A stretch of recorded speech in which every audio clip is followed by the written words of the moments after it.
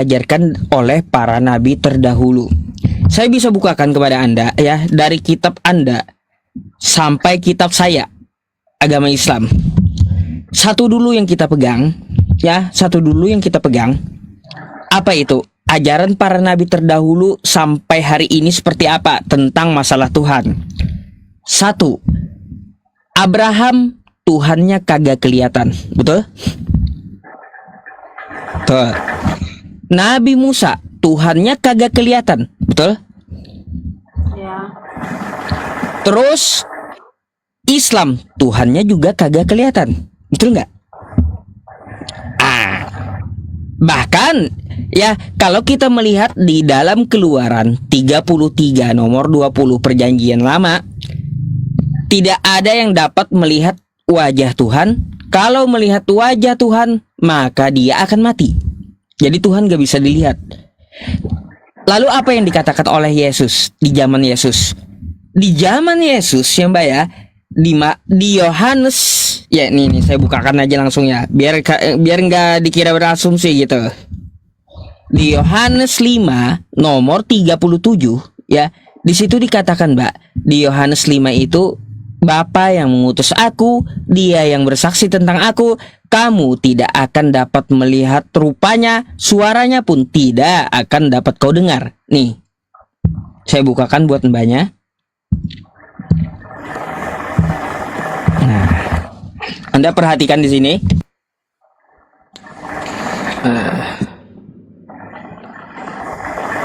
Bentar ya.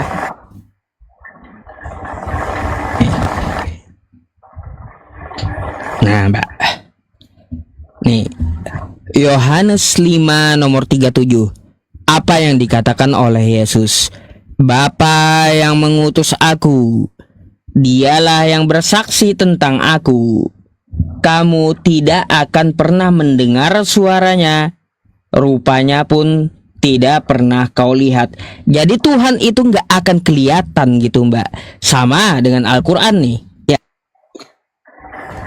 Al-Quran 103 nih ya, saya bacakan buat Anda khusus. La tudrikuhul absor wa huwa yudrikul absor. Tidak dapat dijangkau oleh penglihatan mata. Jadi satu hal dulu, para nabi itu menyembah Tuhan yang tidak kelihatan gitu. Dipegang dulu. Itu yang disampaikan oleh para nabi. Jadi kalau ada Tuhannya yang nongol, ya Mbak ya, ada Tuhannya yang nongol, maka ini udah dapat dipastikan bukanlah Tuhan gitu. Karena apa? Karena kalau dia nongol, itu akan hilang kemahaannya. Mbaknya percaya nggak? Yang namanya Tuhan itu maha adil. Percaya kan maha adil kan? Kalau Tuhannya nongol di abad pertama, habis itu yang lihat cuma satu kampung. Lalu di tahun 2025 kita kagak lihat Tuhan itu lagi. Tuhannya nongol cuma di abad pertama, di satu kampung. Hanya sebagian manusia yang melihat di kampung saat itu. Kita di tahun 2025 nggak bisa melihat lagi bagaimana fisik Tuhan dengan mata kepala kita. Di sini artinya apa? Menandakan bahwa Tuhan yang turun di abad pertama itu tidak adil. Lepas mahanya udah. Artinya apa? Kalau sudah tidak adil, itu bukanlah sifat Tuhan. Yang namanya Tuhan itu Mbak maha adil kepada seluruh makhluknya. Saya Islam, Mbaknya Kristen. Kan kayak gitu. Ya. Nah, kita tetap sama-sama diberi napas gitu. Meskipun Anda Kristen, saya Islam, kita sama-sama bisa menghirup napas. Kan gitu. Itu Tuhan yang adil. Tidak pandang agama dia. Ya kan? Tapi dia memberikan keadilan seluruh makhluknya. Nah, gitu. Jadi, Tuhan yang kagak kelihatan, kira-kira agamanya apa gitu. Coba kita lihat. Ya, coba kita lihat di Indonesia. Ada 6 agama. Konghucu ada patungnya. Hindu ada dewanya. Buddha ada patung tokoh Budanya. Kan gitu. Terus apa lagi? Katolik atau Kristen yang Mbak anut ada simbol salibnya, betul nggak? Ya. Nah, berarti kalau yang bersimbol-simbol seperti itu, ya, yang apalagi Tuhannya sampai kelihatan turun menjelma, waduh Mbak, itu bukanlah Tuhan, bukan Tuhan para nabi. Karena kalau Tuhan itu tidak kelihatan, itu berarti Tuhan yang adil. Coba bayangkan, sejak zaman Nabi Adam sampai nanti kiamat, dia tidak akan menunjukkan kepada manusia bagaimana zatnya, gitu. Jadi adil dia kepada seluruh manusia. Nggak ada yang dapat melihat dia dari manusia ini, sesuai yang dikatakan Yesus, sesuai yang dikatakan Quran tadi, betul nggak? Ya. Nah, itulah Tuhannya para nabi. Jadi Tuhan yang kagak kelihatan, Tuhannya umat Islam. Gitu. Makanya saya bilang Islam ini bukan ajaran yang baru, tapi ajaran yang dibawa para nabi terdahulu. Gitu. Coba Mbak gini Mbak, kalau Tuhan kelihatan berubah jadi manusia. Ini saya dengan Anda ya. Coba mari kita berpikir ya. Kita berpikir. Kita ini manusia, Mbak juga manusia, betul? Iya, Pak. Nah, kalau kita makan nasi, kira-kira pantas nggak? Maksudnya makan nasi gimana? Kita makan nasi putih. Iyalah. Iya, karena kan memang makanan kita tuh nasi ya. Pantas kita makan nasi, betul? Ya. Nah, kalau kita makan kotoran, pantas nggak kira-kira kita makan kotoran sebagai manusia? Ya enggak lah, itu kan kotoran. Kotoran kan nggak pantas kan bagi manusia, betul? Begitu juga bagi Tuhan, Mbak. Nggak pantas Tuhan itu sampai dikandung manusia. Nggak pantas Tuhan itu sampai jadi bayi. Nggak pantas Tuhan itu sampai diperanakan. Nggak pantas Tuhan itu sampai disusui. Bagi kita yang manusia aja ada yang tidak pantas bagi kita, apalagi bagi Tuhan. Gak pantas Tuhan itu jadi manusia. Gitu. Itu dulu yang Anda pegang. Gak pantas dia sama dengan makhluknya gitu. Kalau kita melihat di perjanjian lama ya, di kitab Anda bilangan 23 nomor 19, Tuhan bukan manusia, Allah bukan manusia. Kayak gitu Mbak Dewi. Jadi satu hal yang kita pegang dulu ya, bahwa Tuhannya para nabi kagak pernah kelihatan. Oke? Iya Pak. Nah, sekarang kita merujuk ke Bible. Kita ke Bible ya Mbak ya. Ke Bible. Sengaja ya saya tutup komentarnya dulu biar Anda fokus. Ini saya jelaskan, tolong diperhatikan ya, agar Mbak Debbie juga bisa mengambil videonya nanti dan mempelajarinya gitu ya. Begini Mbak ya, saya akan bawakan melalui Bible Anda dan Al-Quran saya. Kita komparasi ya, bagaimana ajaran para nabi terdahulu. Kira-kira Mbak, saya mau tanya dulu, adakah atau pernahkah Yesus menyuruh Anda untuk beribadah di gereja hari Minggu?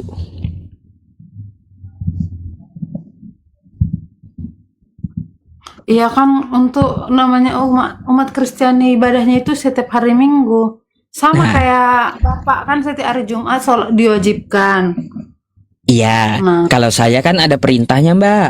Hari Jumat Iya. itu ada perintahnya. Quran surah Al-Jumu'ah namanya. Ya ayyuhalladzina amanu idza nudiya lis-sholati min yaumil jumu'ati fas'au ila dzikrillahi wa dzarul bai'. Hai orang-orang beriman, apabila kamu diserukan untuk sholat Jumat, ada kami perintahnya. Sekarang coba cari di Bible Anda. Adakah Yesus Ada. pernah gitu menunjukkan Anda beribadahlah ke gereja. Ada titah keempat, titah Kristen itu kan ada 10 tuh. Nah, Oh, titah 10 hukum Taurat. iya. Itu juga akan saya bahas kali ini sama Mbak. Ya. Iya, hari peristirahatan dan tidak dibolehkan bekerja atau Itu hari Sabat. Oke. Iya, Nih. untuk ibadah Kristen hari ke-7 kan hari Minggu. Nah, Baik. jadi Jadi gini Mbak, ya. Kalau di Kristen, Yesusnya tidak pernah menyuruh, "Hei Kristen, hai Mbak Debbie, pergilah kau ke gereja." Gak ada. Gak ada. Gak akan pernah Anda temui firman Yesus seperti itu. Sekarang gini, jadi kita ikuti ya apa yang diajarkan oleh para nabi di kitab Anda dan apa yang diajarkan oleh para nabi di kitab saya. Satu dulu tadi kita dapat poinnya bahwa Tuhannya para nabi tidak kelihatan dengan mata. Gimana kita mau melihat dengan mata, Mbak? Mata kita lihat telinga aja kagak bisa. Coba Anda tanpa cermin, ya. Anda tanpa cermin, bisakah Anda melihat telinga Anda yang di samping? Kan nggak bisa, artinya mata kita terbatas. Alih-alih mau lihat Tuhan, kan gitu. Mikirlah di situ. Ya, ini saya akan bawakan nih buat Mbak dan tolong diperhatikan nih ya Mbak ya. Saya tutup kamera dulu. Mari kita ke ajaran para nabi. Kejadian 24 nomor 52 Mbak. Ini kitab Anda, Alkitab Sabda ya. Oke. Ketika hamba Abraham itu mendengar perkataan mereka, sujudlah ia sampai ke tanah menyembah Tuhan. Oke. Abraham di sini sujud menyembah Tuhan. Betul? Kira-kira di Indonesia ini yang ibadahnya Mbak tahu itu sujud, agamanya apa? Kristen. Kapan Kristen ada sujudnya? Katolik. Kapan Katolik ada sujudnya? Ada.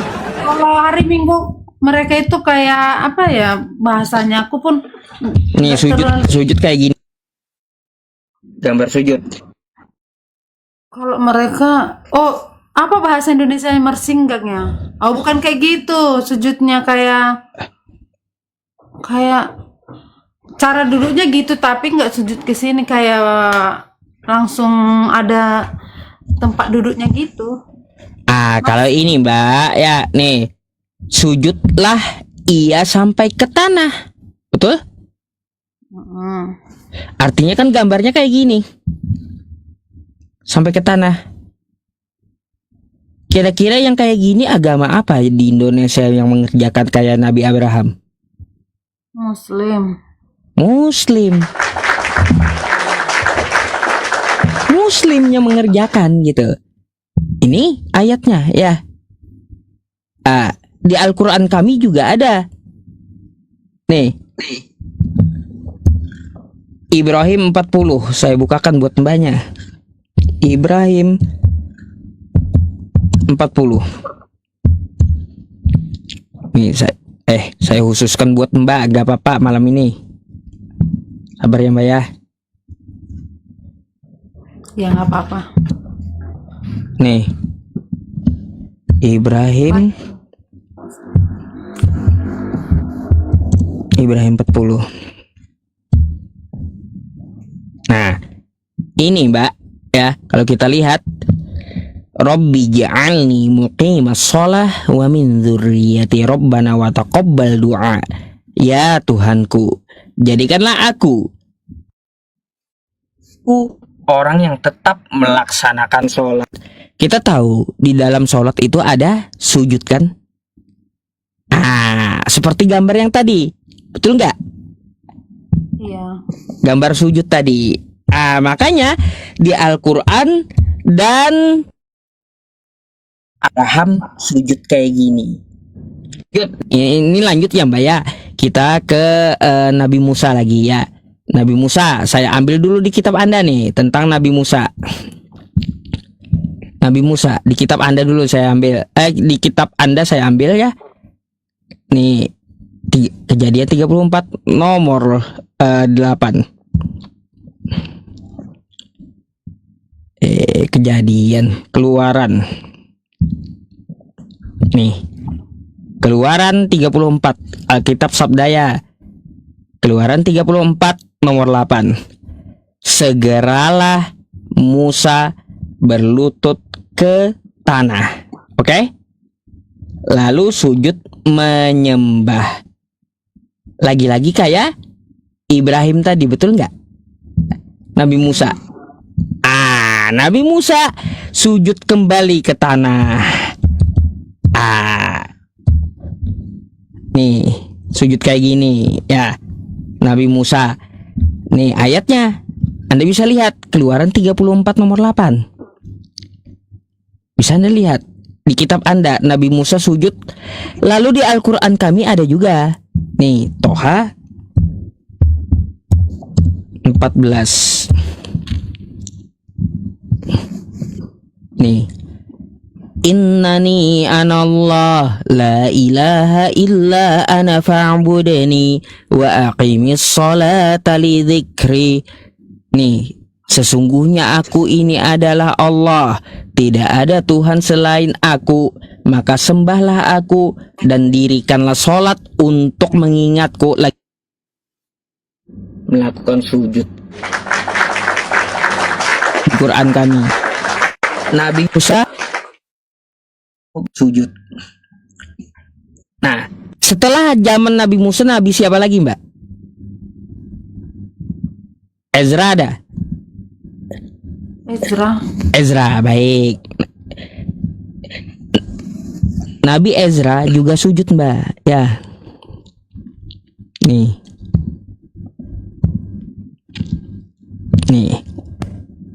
Lalu Ezra memuji Tuhan Allah yang Maha Besar, dan semua orang menyambut dengan amin, amin, sambil mengangkat tangan. Kira-kira ibadah siapa yang sambil mengangkat tangan ucapkan amin, Mbak? Kristen. Kapan Kristen ngucapin angin amin? Bisa. Nih. Gini. Ucapan amin itu ya di saat lagi beribadah. Nih, iya. Bentar.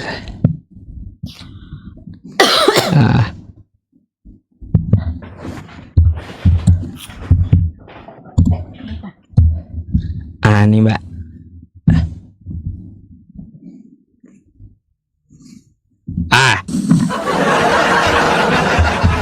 Nih, kata Ezra tadi, ya.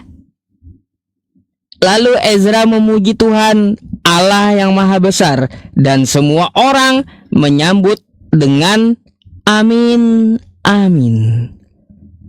Kalau kami di masjid kan Mbak mungkin biasa ya lihat orang sholat ya. Kalaunya saya baca kayak gini kan, Bismillahirrahmanirrahim, Alhamdulillahi Rabbil Alamin, Ar-Rahmanirrahim, Maliki Yaumiddin, Iyyaka na'budu wa iyyaka nasta'in, Ihdinas siratal mustaqim, Siratal ladzina an'amta 'alaihim, Ghairil maghdubi 'alaihim waladdallin. Amin. Nah, kayak gini di masjid tuh. Ini ajaran para nabi nih. Ajaran para nabi di kitab Anda. Ajaran para nabi di kitab Anda. Kayak gini, angkat tangan sambil amin, amin. Habis itu ya ke zaman Daud. Nabi Daud pun juga sujud nih, Mbak. Saya kasih ya ada ayat. Ya. Nih.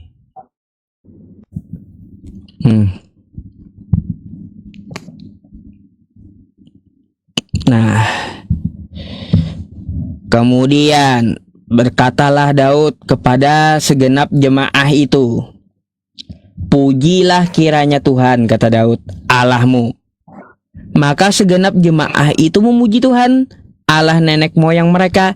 Kemudian mereka berlutut dan sujud kepada Tuhan. Ya, betul? Lalu zaman Yesus, ya, zaman Yesus nih. Zaman Yesus pun juga sujud kepada Tuhannya, Mbak. Nih. Kalau Anda mau tahu, Yesus punya Tuhan dan dia juga sujud kepada Tuhannya. Nih. Kalau mau Mbaknya saya kasih tahu. Nih ya. Nih. Matius 26 nomor 39. Maka ia maju sedikit, lalu ia sujud. Lagi-lagi sujud kayak gini, yang seperti gambar tadi. Lalu ia maju sedikit, lalu Yesus sujud kayak gini dan berdoa. Tuh. Ya. Jadi Mbak, sujud yang kayak gini ya, yang kayak gini, ini udah diajarkan oleh para nabi terdahulu. Kira-kira di Indonesia yang sujudnya kayak gini agamanya apa? Islam. Jadi ya, dapat kita ketahui, kita tarik simpul dari kitab Anda maupun kitab saya, bahwa para nabi itu mengajarkan hal yang sama, yaitu apa? Sujud. Innama yu'minu bi ayatina alladzina idza dzukkiru biha kharru sujjada wa sabbahu bihamdi rabbihim wa hum la yastakbirun. Apabila mereka diingatkan dengan ayat kami, maka mereka akan bersujud menyungkur dan mereka tidak menyombongkan diri. Jadi yang ibadahnya sujud hanya umat Islam. Gak ada para nabi itu, Mbak, menyuruh kita itu untuk apa? Untuk joget-joget, jingkrak-jingkrak. Gak ada. Selama ini Anda ibadahnya, boleh saya tanya, mohon maaf, kayak gimana gitu? Enggak kayak gitu kan, Kristen itu banyak ya Pak ya. Kalau saya HKBP nggak ada yang jingkrak-jingkrak sih. Ada sebagian yang jingkrak-jingkrak ya, yang kita lihat di video-video di sosial media gitu kan gitu. Jadi kita tarik aja, yang disembah para nabi prakteknya sujud, Tuhannya kagak kelihatan dan Tuhannya esa.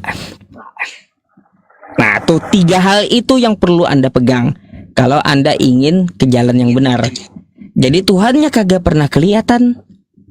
Terus cara praktek ibadahnya sujud, dan Tuhannya itu esa. Bukan 3 dalam 1. Sejak kapan Yesus mengatakan, "Hai Bani Israel, Tuhan Allah kita 3 dalam 1"? Kapan? Gak ada Yesus ngomong kayak gitu. Gak ada. Jadi kira-kira apa yang Anda mau tanyakan gitu, Mbak? Sebenarnya masih banyak, cuman waktunya nih. Nggak apa-apa, biarin aja. Kan sepi juga, cuma kita berdua, cie.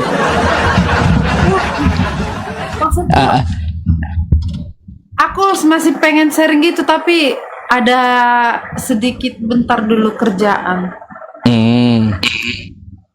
Boleh lah. Nanti kalau di request naik, dinaikin ya. Ya boleh. Tadi nanti videonya dapat Anda ambil di channel saya, Pusat Debat Agama, dan silahkan dipelajari. Nanti saya kirimkan gitu ya linknya. Saya izin follow dulu Anda, dan Anda tolong follow saya. Nanti saya kirimkan link YouTube saya agar Anda dapat mengulang video tersebut, oke? Iya. Makasih Pak Ustadz. Sama-sama ya. Sip. Semangat cari kebenaran. Iya, selamat malam.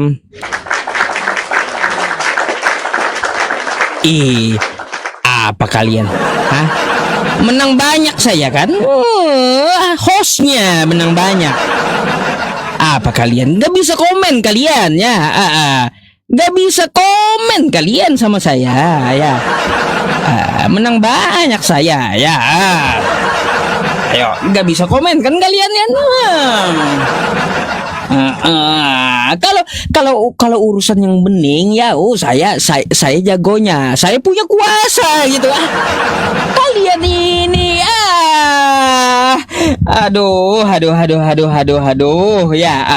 Terakhir bilang assalamualaikum. Oh, tidur di luar katanya, tidur di luar. Yang di YouTube tidur di luar katanya saya. Aduh, pintar ustadznya, komennya katanya dimatikan ya. Iya. Iya. Aduh. Gak boleh go ustadz. Ngapain bagi-bagi samamu? Ogah saya kalau mau bagi-bagi samamu, ogah.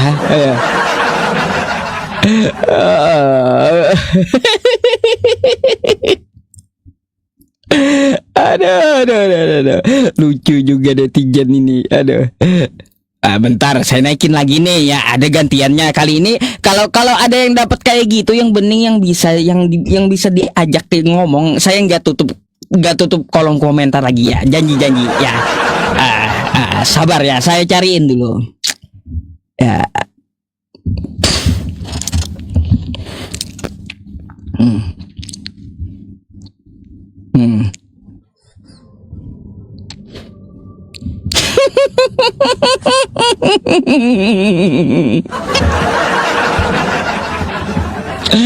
Aduh. Halo, selamat malam. Selamat malam. Mbak. Iya, Mbak. Islam Kristen, Mbak. Kristen. Silakan open cam dulu. Kita ngobrol aja, diskusi. Oke.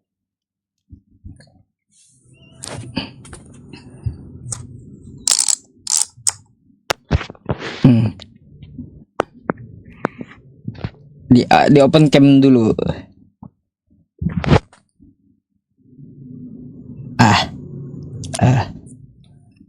Oke. Nah, saya nggak akan tutup kolom komentar.